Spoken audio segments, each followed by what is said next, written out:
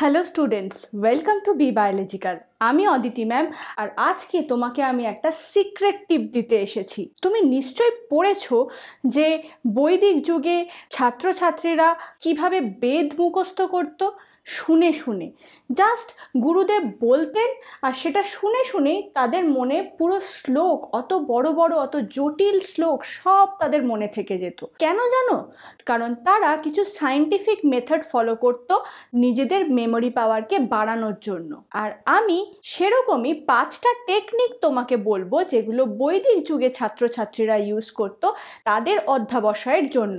In fact এখনো ভারতবর্ষে বেশ কিছু মনেস্ট্রিতে বা যেখানে এখনো গুরুকুল মেথডে স্টাডি করানো হয় সেখানে এই টেকনিকগুলোই ফলো করানো হয় যাতে স্টুডেন্টরা খুব এফেক্টিভলি নিজেদের পড়াশোনা করতে পারে। তাহলে প্রথম টিপ থেকে শুরু করা যাক।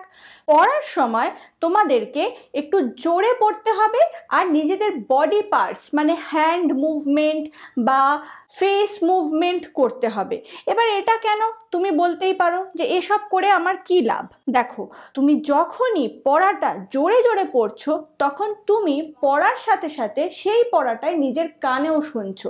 এবার জোরে জোরে মানে এমন চিৎকার করে নয় যে পাশের ঘরের বা পাশের বাড়ির থেকে শুনতে পাবে। জোরে জোরে মানে যাতে তোমার নিজের কান অবধি পড়াটা পৌঁছায়। আর তুমি হ্যান্ড মুভমেন্টের মাধ্যমে কেন পড়াটা শুনবে? ধরো তোমার স্কুলের কোনো টিচার তোমাকে এইভাবে পড়াচ্ছে, স্ট্রেট ভাবে দাঁড়িয়ে তোমাকে পাথরের মূর্তির মতন দাঁড়িয়ে দাঁড়িয়ে গড় গড় করে পড়া বলে যাচ্ছে, তুমি কি অতটা গুরুত্ব দিয়ে শুনবে? শুনবে না তো।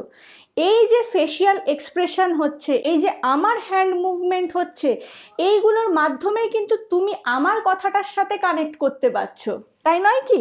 এবার সেম ওয়েতে তুমি যে পড়াশোনাটা করছো সেটা যখন তুমি হাত নেড়ে, অর্থাৎ অমুক রাজা অমুক সময় করেছিল তার মানে এইভাবে যুদ্ধ করেছিল, তো এই যে হ্যান্ড মুভমেন্ট, পশ্চার, এগুলোর মাধ্যমে তুমি কি করছো জানো তো? তুমি তোমার সেন্সারি অর্গ্যানগুলোকে অ্যাক্টিভেট করছো, মানে তোমার ইন্দ্রিয়। এবার তুমি যত বেশি ইন্দ্রিয়কে অ্যাক্টিভেট করতে পারবে তত বেশি ফাস্ট তুমি পড়াটাকে গ্রাস্প করতে পারবে। এক তো বললাম তোমাকে কানে শুনতে হবে, দ্বিতীয় বললাম হ্যান্ড মুভমেন্ট করতে হবে। এবার চোখ দিয়ে তুমি দেখছো, দেখার জন্য তোমার একটা সেন্সারি অর্গান কাজে লাগছে। মুখে যখন বলছো তখন তোমার জিভে তুমি যে সাউন্ড প্রডিউস করছো তখনও তোমার একটা সেন্সারি অর্গান কাজ করছে। তো এইভাবে তুমি তোমার সমস্ত ইন্দ্রিয়কে অ্যাক্টিভেট করছো, আর অ্যাক্টিভেট করে যখন তুমি পড়ছো সেই পড়াটা তোমার কিন্তু অনেক বেশি মাথায় ঢুকছে। এবার আসবো সেকেন্ড টিপে। সেকেন্ড টিপ হচ্ছে তুমি যখনই কোনো পড়া করবে সেটা নেমোনিক্সের মাধ্যমে পড়বে। এবার তুমি বলবে নেমোনিক্স জিনিসটা কি? নেমোনিক্স মানে হচ্ছে পিকচারাইজেশন বা কোনো ট্রিক, যেটাকে আমরা বলি ট্রিক ফলো করা, সেটারই সায়েন্টিফিক টার্ম হচ্ছে নেমোনিক্স। ধরো তুমি জটিল কোনো একটা ক্যালকুলেশন মুখস্থ করছো, তুমি কোনো রাসায়নিক বিক্রিয়া মুখস্থ করছো যেটা তোমার মনে থাকছে না, বা তুমি যাই পড়ছো সেটা তোমার একেবারে মনে থাকছে না, বারবার তুমি ভুলে যাচ্ছ, সেই ক্ষেত্রে তুমি কি করবে? এটার জন্য একটা স্পেশাল টেকনিক হচ্ছে নেমোনিক্স। মানে তুমি যেটা পড়ছো সেটাকে ভিজুয়ালাইজ করো। যদি তোমার পড়াটাকে তুমি পিকচারাইজ না করতে পারো তাহলে এমন কিছু শর্ট ফর্ম বানাও যেটাকে তুমি ভিজুয়ালাইজ করতে পারো। কেন বলছি জানো? এক্ষুনি বুঝে যাবে। স্ক্রিনে আমি এই 10টা জিনিসের নাম দিয়েছি, আমি তোমাকে 5 সেকেন্ড সময় দিচ্ছি মনে রাখার জন্য। চলো তুমি এবার 5 সেকেন্ডের মধ্যে বলো তো এই 10টা জিনিস কি কি লিখেছিলাম। কি হলো? কটা মনে করতে পারছো? যে কোনো সাধারণ মানুষ কিন্তু 4 থেকে 5টা মনে করতে পারবে, তার বেশি পারে না, খুব বেশি হলে 6টা। কিন্তু এইবারে তুমি স্ক্রিনটা দেখো।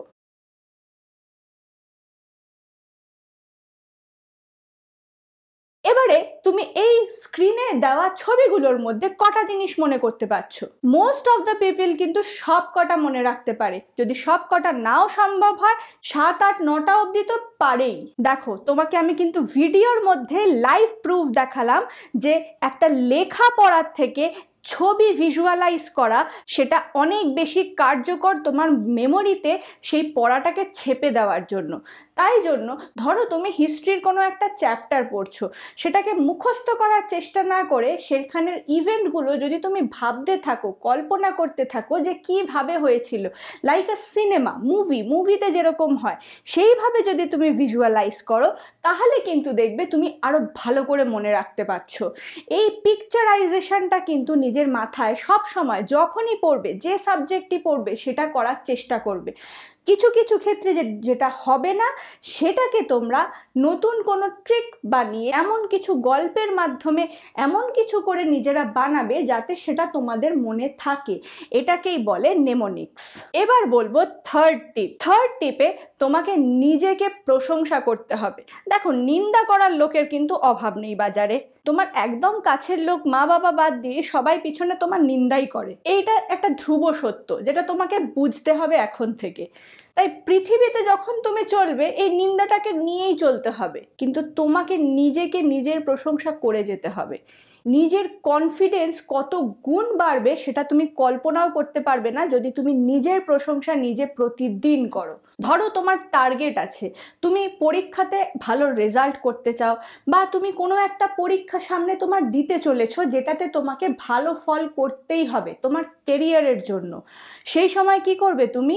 এই অবস্থাতে তোমাকে কি করতে হবে? রোজ শোয়ার পরে আর ঘুম থেকে উঠে নিজেকে বলতে হবে যে হ্যাঁ, তুমি পারবে, তুমিই পারবে। কারণ তুমি চাইছো, তুমি চাইলে তুমি পারবে। তোমার মনে যদি একবার আসে যে হ্যাঁ আমি পারবো, তাহলে কিন্তু তোমাকে কেউ আটকাতে পারবে না। এটা 21 দিন তুমি করে দেখো, সকালে উঠে একবার আর শুতে যাওয়ার আগে একবার। তুমি করে দেখো নিজের প্রশংসা, 21 দিন পরে নিজের কনফিডেন্স লেভেলটা দেখবে, নিজে কোথায় পৌঁছে গেছো সেটা তুমি দেখবে। নিজেকে বলা এবং সত্যিকারের বলা যে হ্যাঁ আমি পারবো, এবং সেটার পিছনে খাটা, নিজের কনফিডেন্সকে গ্রো করানো, এটা কিন্তু একটা ভীষণ গুরুত্বপূর্ণ কাজ। এটা কিন্তু আগেকার দিনে বৈদিক যুগে প্রত্যেকটা বাচ্চাকে শেখানো হতো যে তুমি স্পেশাল, তোমার মধ্যে কিছু একটা আছে যেটা আর বাকি কারোর মধ্যে নেই। তুমি একটা ইন্ডিভিজুয়াল, তোমার জন্ম হয়েছে পৃথিবীতে, তার একটা রিজন আছে। এটা করলে কি হবে জানো? তুমি তোমার সাবকনসিয়াস মাইন্ডকে ট্রেন করবে। তুমি ট্রেনিং দিচ্ছ নিজের মাইন্ডকে যে হ্যাঁ তুমি পারবে। এটা কনস্ট্যান্টলি লাইফের প্রত্যেকটা স্টেজে করে যাওয়াটা ভীষণ জরুরি। তা না হলে কিন্তু তুমি হেরে যাবে। আর তুমি নিজেকে কি হারতে দিতে চাও? চাও না তো। নিজেকে যদি জিততে দিতে চাও, তাহলে নিজের সাবকনসিয়াস মাইন্ডকে এখন থেকে ট্রেন করা শুরু করে দাও। এবারে ফোর্থ যে পয়েন্টটা বলবো, দেখো আগেকার দিনে কিন্তু আমরা এরকম চেয়ার টেবিলে বসে বসে পড়াশোনা করতাম না। বাবু হয়ে মাটিতে আসন পেতে বসে মেরুদণ্ড সোজা রেখে পড়াশোনা করার নিয়ম ছিল, এবং এটা ভীষণ এফেক্টিভ একটা জিনিস। আজকালকার যুগে বাচ্চারা প্রায় শুয়ে শুয়ে বিছানার মধ্যে পড়ছে, খুব বেশি যদি হয় বিছানা থেকে উঠে বড়জোর তার টেবিল চেয়ারে বসে পড়ছে, তাও এক পায়ের উপর এক পা তুলে। এইটাতে খুব অসুবিধা হয়। কেন বলছি?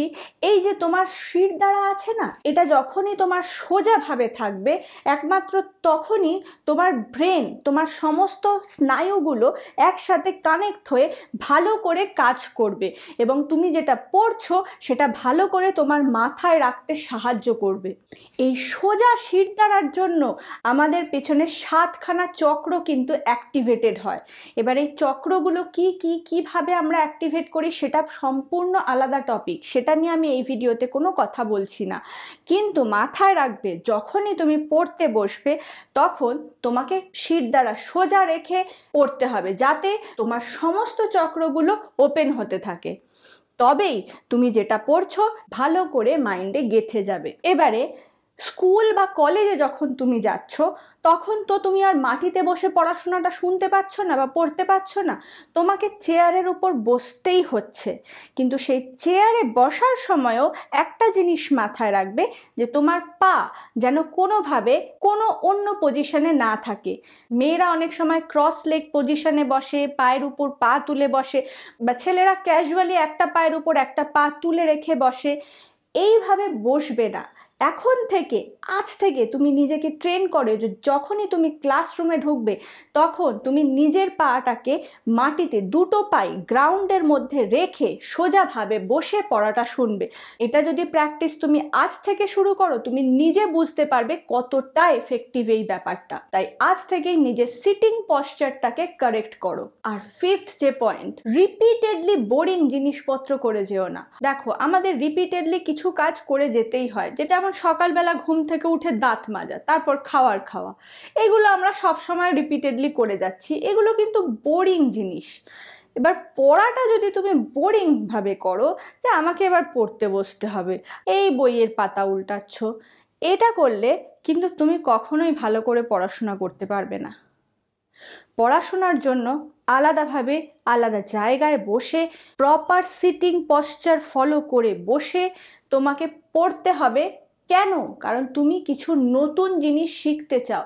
এই নতুন জিনিস শেখার যতক্ষণ তোমার মধ্যে আগ্রহ থাকবে ততক্ষণ তোমাকে কেউ আটকাতে পারবে না। তুমি যখনই কিছু একটা বই পড়বে, তুমি চেষ্টা করবে কোন জিনিসটা তুমি আজকে নতুন শিখলে সেটাকে আইডেন্টিফাই করার, সেটাকে প্রশংসা করার, যে বাহ, আমি এই জিনিসটা আগে জানতাম না, এখন আমি জানলাম।